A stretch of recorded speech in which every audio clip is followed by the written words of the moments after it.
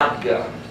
TODGA is something that's new and different in American law, and in fact Florida is doing something special to try to protect intellectual property slash, depending on your political vantage point, trying to make the internet a little bit less anonymous and a little bit less free. So thank you for having me. Thank you for taking this time out of your week to come and listen. I hope that this is something that interests you, and I hope that this is something that ultimately makes you think and perhaps makes you pay attention to what is going on in Tallahassee. So what is TODGA? What is the True Origin of Digital Goods Act? Essentially, this is a law that was created that is going to allow folks who see other people using audiovisual content online, where those folks are the owner or the licensee of that content, to bring a private cause of action, that means a civil lawsuit, to compel that person to state on the website, in the way that the law provides, their name, address, phone number, and email address.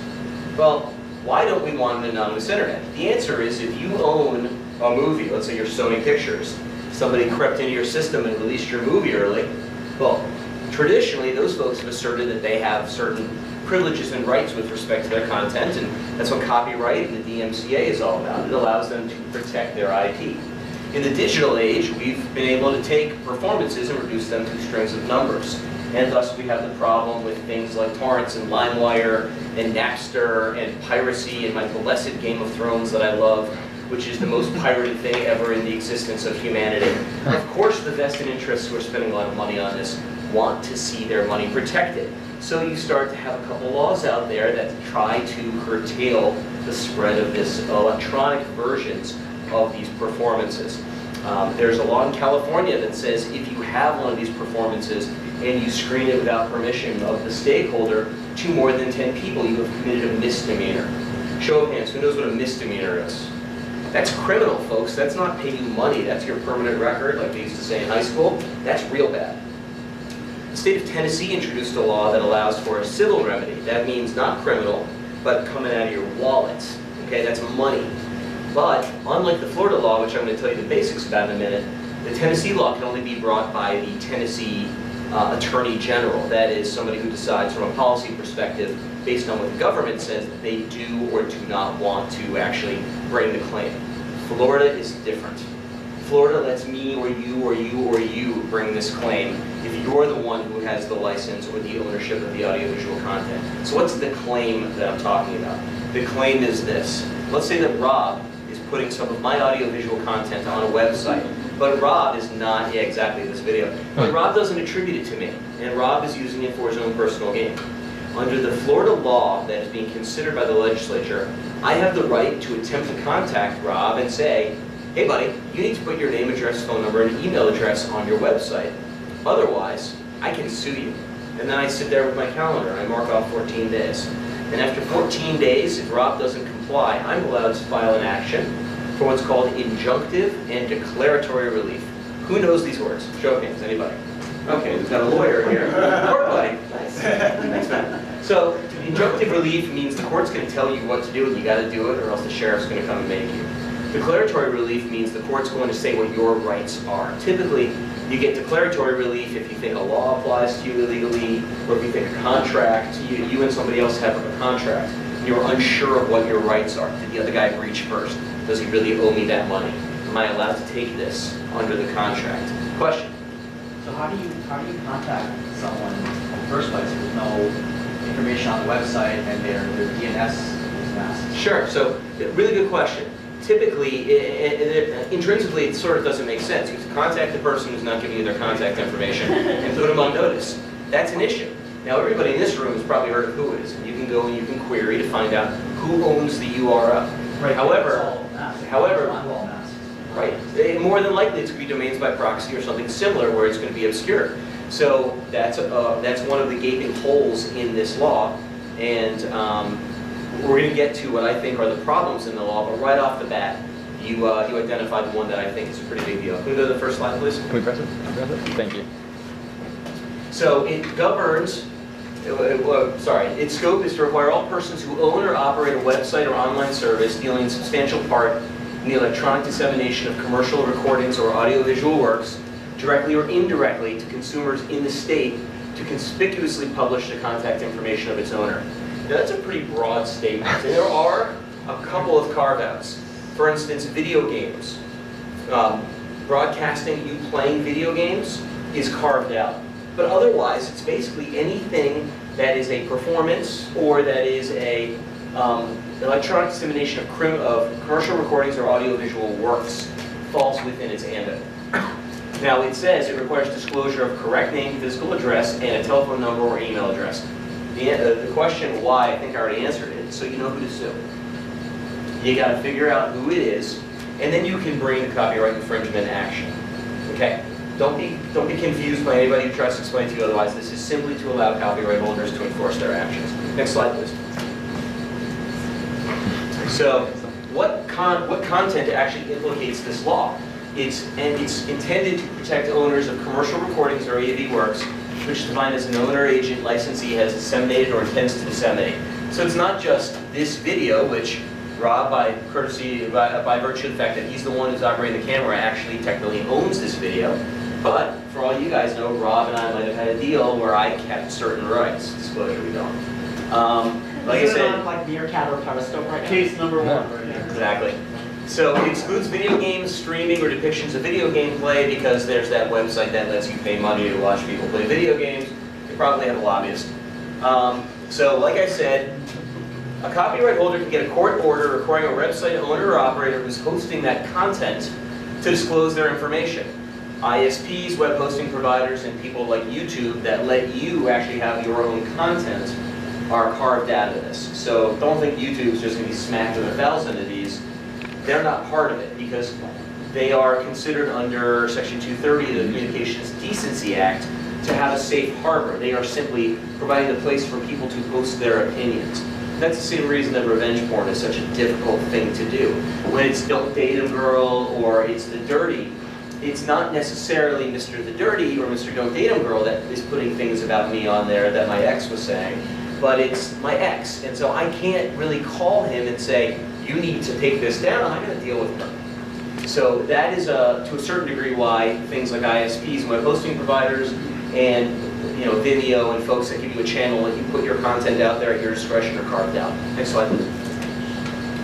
So again, this is sort of going to the personal homepage or channel that's provided by somebody else. Next slide, please.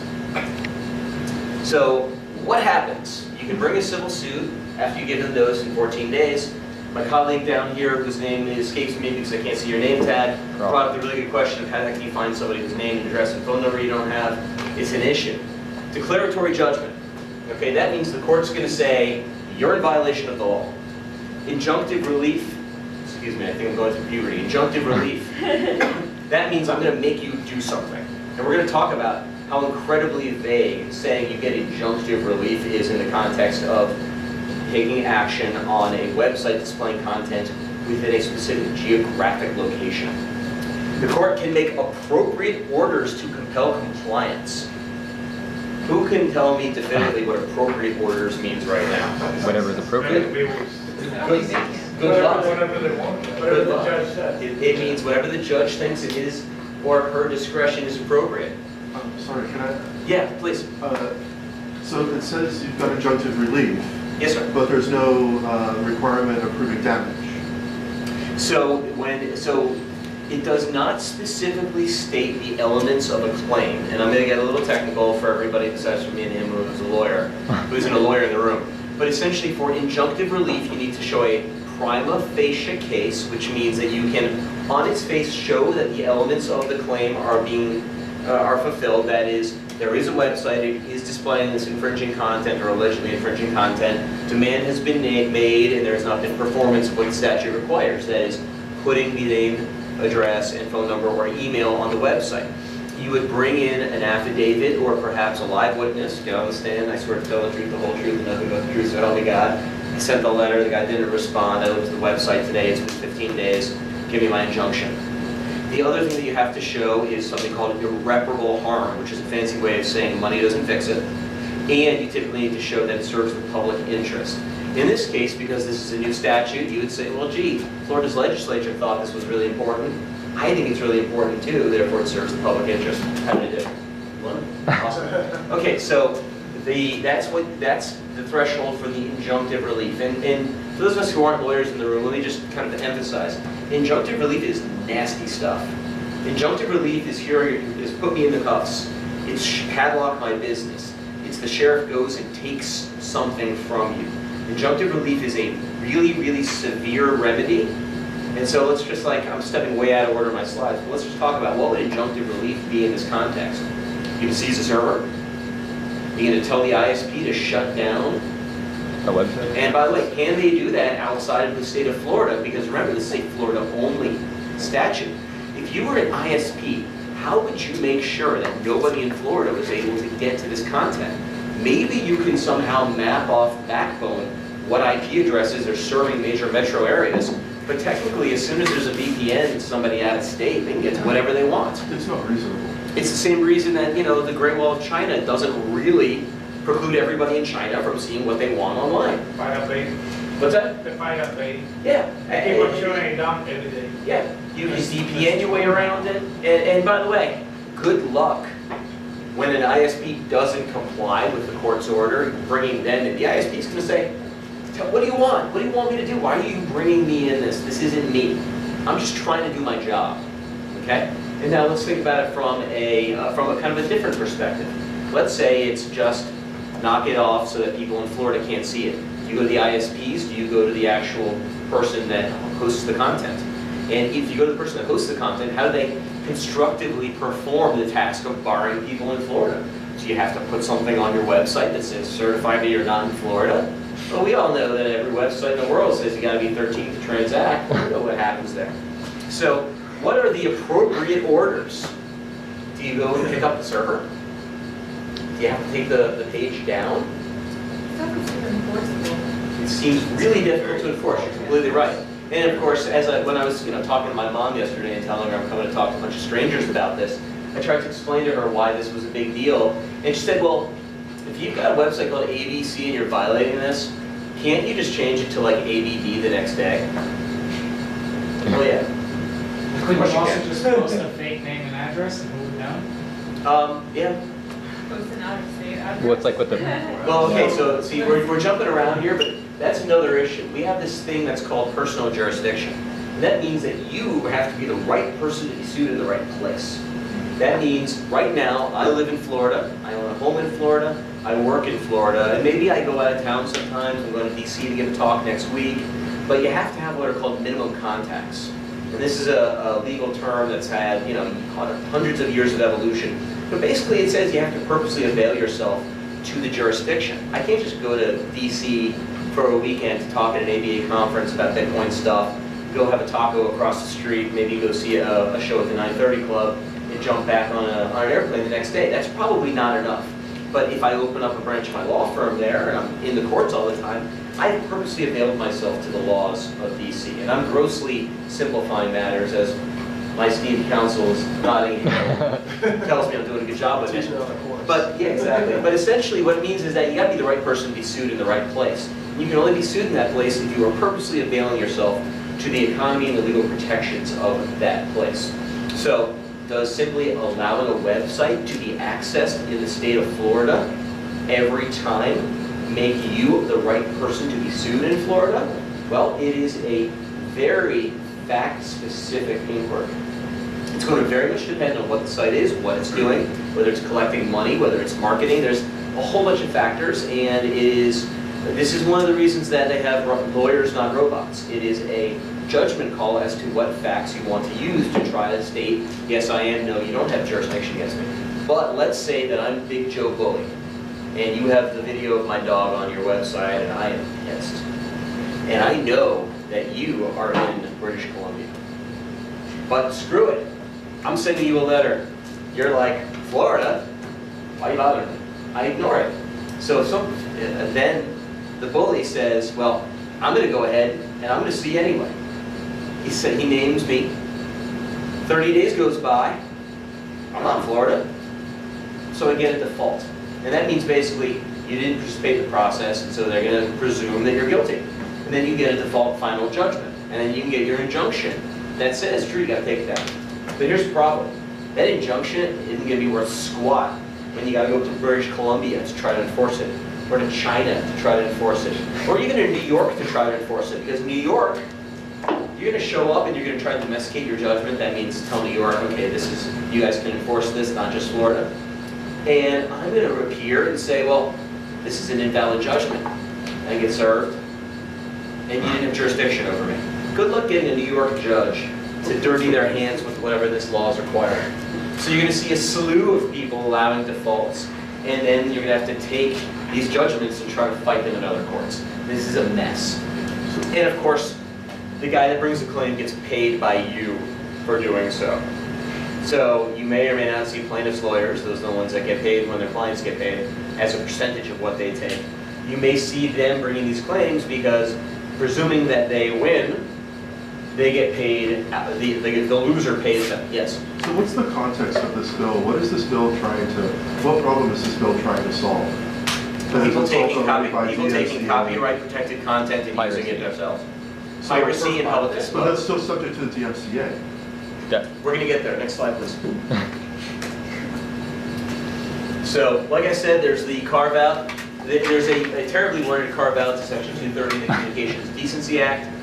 And there's a really pathetic nod to what we know and love as the Fair Use Doctrine. Who's ever heard of the Fair Use Doctrine? It's what lets you DVR something. It's what lets you, in the olden days, use your Betamax to, capture your Starsky and Hutch that you love so much. Basically, it says if you're using it for your own reasons and for not commercial reasons, you can use it. You can't publicly rebroadcast it. You can't charge other people to see it, but you can use it for yourself. And it says if you're using part of it, then you're not going to be subject to. Let's go to the next slide, please. All right, here's all the problems. Who here is a big fan of the EFF? I love the EFF. I got a cousin that works for them, and I'm constantly asking for a job. But they said there's only one Hincus allowed, so I'm screwed. They think that this is like the worst thing in the world, and they are really scared of it, and they're really angry about it, and they've, even for their standards, issued a pretty blistering missive saying that this is really terrible. They analogize it to a law that was implemented in Georgia that's not specifically on point, but which allowed the local law enforcement to go and bust up guys that were making mixtapes, saying that they were violating. And this is Paul's Boutique. Who's a Beastie Boys fan? Anybody? This is Paul's Boutique all over again. For those of you who didn't raise your hand, Paul's Boutique was this super awesome album that the Beastie Boys put out, which was almost 100% samples. And because of it, we now have law about sampling. Wow. It's definitely still worth a listen. Other states have used those laws to justify raids, and the thing that I'm really the most concerned about is outing anonymous bloggers. And we're going to get to a slide that I have about what the First Amendment actually means, how this impacts the First Amendment, and why this is super scary stuff. Next slide. All right, so what is a knowing violation? It has to be a knowing violation, meaning you have to know that that's my video of my dog, not just something that's out there. How do you know if it's in the public domain or if it's protected, if it's just something that you find? I mean, technically, this sort of would apply to hitting the share button on Facebook. I don't know whose cat video that is. How do you give notice if you don't know who the violator is? High five. What is the scope of inappropriate order? Take down the page, seize the computer, shut off access altogether. How do you discretionarily shut off access to just Florida? Who can actually be sued? Flood of defaults. We already kind of covered those topics. Will foreign states recognize the orders? And will they fight the jurisdiction on their home turf and find that the court says, well, even though we really don't have personal jurisdiction, this is an invalid order, and oh, by the way. So here's a fun thing that judges do sometimes. They're a squirrely bunch. They're going to look at the question in front of them, and they're going to write down an order that's going to say, this is what I think the answer to the real question is. But every once in a while, they have a sense of what they think is right and wrong. And they'll put extra stuff in there, and we know that as dicta. And if it's really important extra stuff, it's called obiter dicta. Latin, crazy. So what you're going to end up with are probably judges saying, not only did you not have jurisdiction over my client, but this law is totally unconstitutional and should not be enforced. Judges all the time kind of give a little more of an opinion because they think that's what their job is. And I would not be surprised if this actually passes and you have this flood of defaults and foreign jurisdiction turf battles that some judge out there says, oh, by the way, this is totally unconstitutional. We talked a little bit about the other states' laws. California, it's displaying to 10 people, it's a criminal misdemeanor. Tennessee is brought by the Tennessee Attorney General only. And by the way, what are necessary expenses? Okay, as the lawyer, if I bring this claim, I get my attorney's fees, which is what I charge. What are my necessary expenses? I write a letter, I do some research, I run a whois. It's undefined, and in this circumstance, it's a pretty bad thing that's undefined. Next slide, please.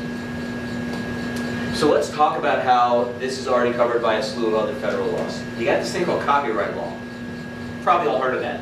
And essentially the Copyright Act covers it in that it provides for damages, and it provides for damages for somebody repurposing for their own gain your copyrighted material. You've got the DMCA, which a lot of us love and a lot of us hate, but it kind of changed the game. The statute that Florida is looking at passing requires you to designate a person to be contacted in case of infringement. The DMCA, drumroll please, already does that. And it actually requires a few other pieces of information, including the name, address, phone number, and email, but it asks for other stuff as well. And the regulations actually require there to be a central registration of all of this. So what is preemption? Taking a half step back, preemption means the following. Who remembers from civics class, we have state and federal, and they're kind of different. We all do, right? Federal government has jurisdiction over certain things.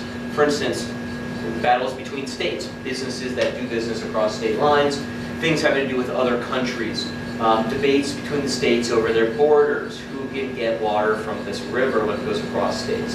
Federal. What does Florida have? Florida has jurisdiction over Florida. These statutes right here, the Copyright Act, the DMCA, and the regs implementing the DMCA are federal.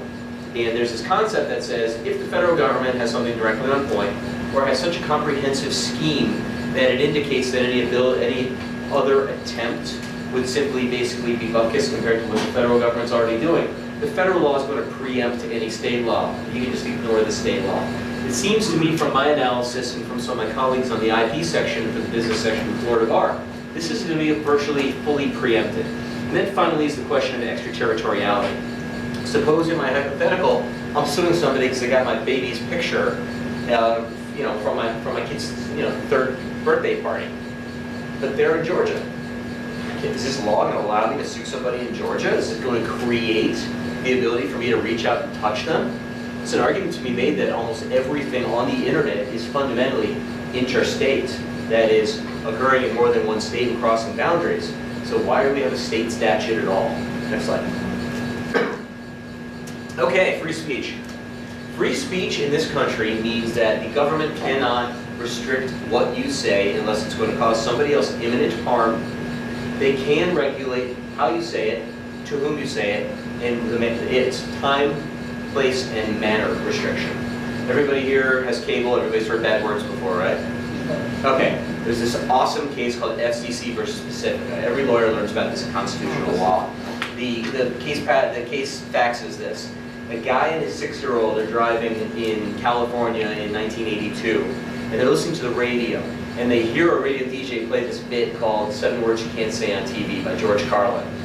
And so they say the words. These are dirty words.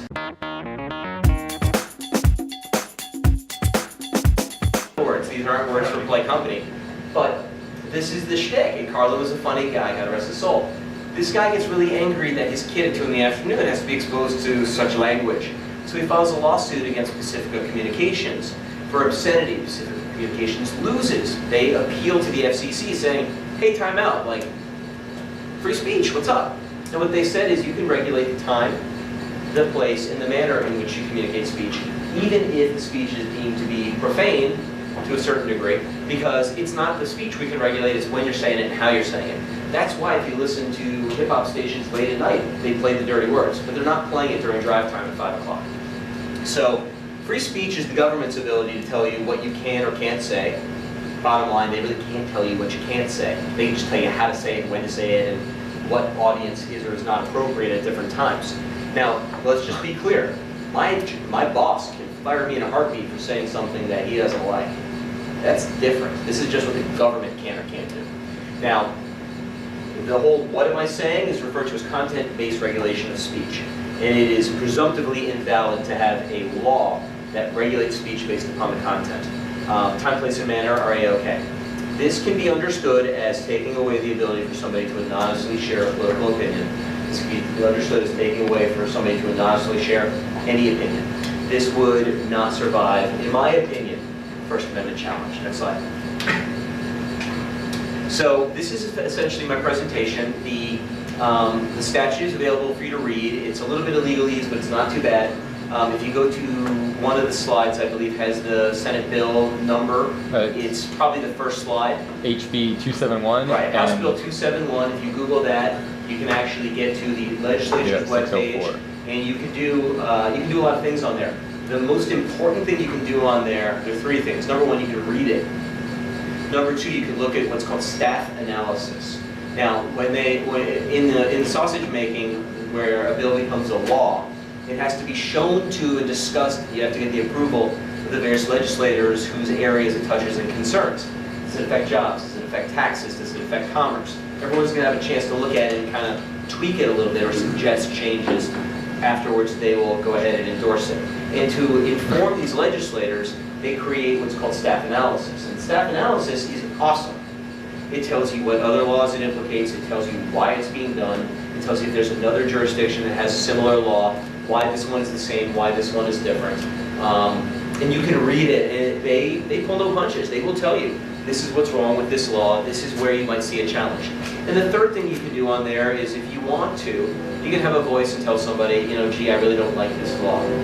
I have to end this by saying that these are my opinions, this is not the opinion of my law firm, Berger Singerman. Ignore the fact that our masthead is sprayed all over this thing. This is my own analysis, borrowing in large part from the intellectual property section of the business section of the Florida Bar. But I think that this is a potential problem for folks who want to express themselves online, and I think it's going to cause sort of an unnecessary and problematic rush to the court by some IP holders in Florida. I think ultimately, if and when it ever survives the many challenges, it's going to end up being greatly diluted in its final form. So thank you to everybody for having me. I'd love to take as many questions as anybody's got right now. Has it passed any of the chambers yet? It has been through appropriations and about two other, but it has not gone to House or Senate yet. What's up? So I want to get back to this idea of the context in which this bill was introduced. Okay. So what gives? I mean, why was it introduced? I mean, we have the DFCA, Right. which is pretty effective. DFCA also has mechanisms for compelling ISPs to cooperate, for example. Sure. It has all sorts of abilities. It has the $150,000 fine for defense. It has all of these great things for copyright holders. Sure. To be leveraged. Why has the state of Florida? The only thing you think of is like some sort of states' rights thing. So President Jefferson, before he was President Jefferson, and he was just one of the guys with one of the smaller signatures on the Constitution, was a big proponent of the two-tiered federal versus state system. And he thought that, he thought we should be rewriting the Constitution every 20 years. But he loved the concept of dual federalism, where you have federal law and state law, because he thought that the states should be, and this is a famous quote, the laboratories of policy for the Union. That's why we've got states that have legal marijuana, and states that, don't let you marry your cousin, and states that do all kinds of wild things. Sometimes they work, and the rest of the country follows along. Sometimes they don't work, and the rest of the country says, wow, that was a terrible idea. In this case, I have to think it is the influence of those who are trying to protect their rights and seeking to find other ways to get quicker access to the courts. I think about the puberty again. Quicker access to the courts. To me, there's no other logical reason. We don't have a tremendous movie industry here, although now that I'm thinking, we do have that mouse in the center of the state that has a tremendous amount of IP it likes to protect. Yeah, What else is it? No, and porn. That's right. That's right. Good question. What's up? Probably the porn. It might be the porn. Like this number 2 state now or number 1, right? I'll take your word, sir. No.